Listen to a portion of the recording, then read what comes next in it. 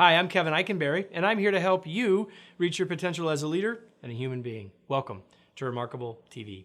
Today we're talking about the problem with familiarity. Are you ready? Let's get started.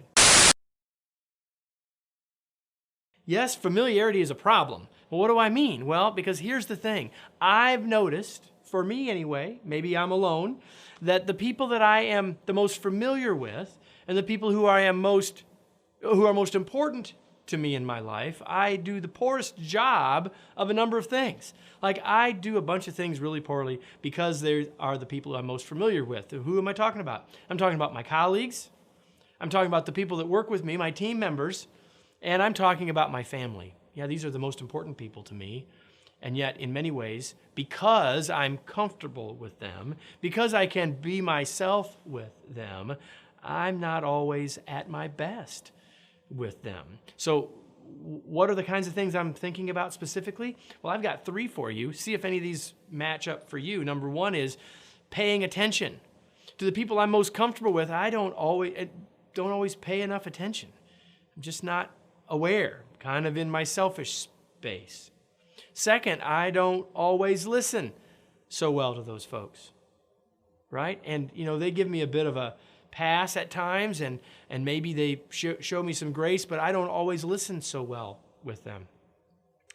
My biases and beliefs about them rule my world with them and my reactions to them and my relationships with them. Here's the fact. The fact is that all these things we can turn around and we can make sure that we do them better, but we've got to do something about it. It is the familiarity that breeds these problems. And so you may be saying, okay, Kevin, how can you fix it? Here's 4 things that I try to do and don't succeed at all the time by any means, but that I try to do. But before I do that, let me just say this. For all of those things I said, like keeping my biases out and really listening and really paying attention and being observant, in the right situation with another person, I'm very good at that. Very good at that in a customer situation. I'm very good at that in a training room. And yet with the people most important to me, I don't do it so well, right? Comfort gets in my way. Familiarity gets in my way. How do we fix it? 4 things. First, stop. Just stop. Because it is the comfort that's allowing you to move on. Stop what you're doing and focus on those important people. Second, be intentional.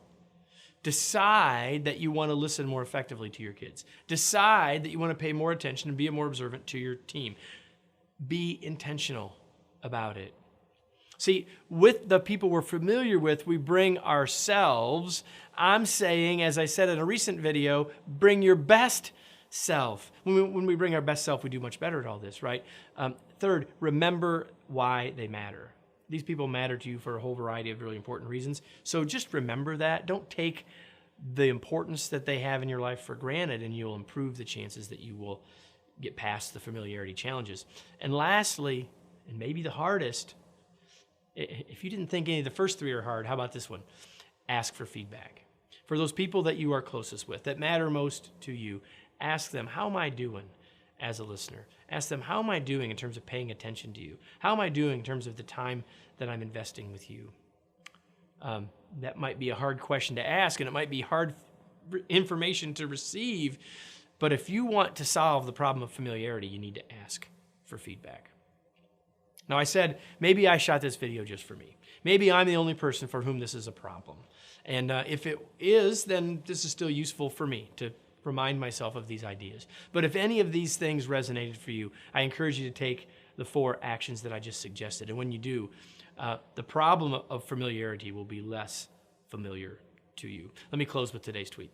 Don't let familiarity keep you from using the skills that built that familiarity.